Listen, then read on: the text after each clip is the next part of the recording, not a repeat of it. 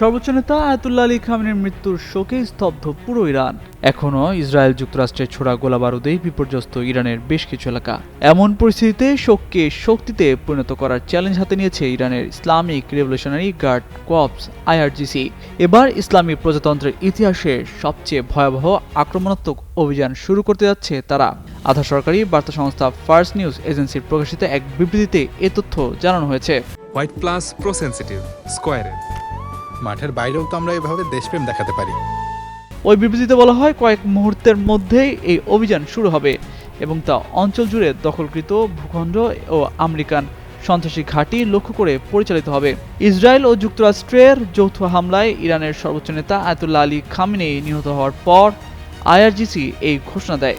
এর আগে শনিবার সকালে খামেনির প্রাসাদকে লক্ষ্য করে হামলা চালায় ইসরায়েলি ও মার্কিন সেনারা। এরপর রাতের দিকে ইসরায়েলি প্রধানমন্ত্রী বেনিয়ামিন নেতানিয়াহু প্রথমে খামেনির মৃত্যুর তথ্য জানান। পরে মার্কিন প্রেসিডেন্ট ডোনাল্ড ট্রাম্পও খামেনির নিহত হওয়ার খবর নিশ্চিত করেন, কিন্তু ইরানের পক্ষ থেকে বিষয়টি প্রথমে স্বীকার করা হয়নি।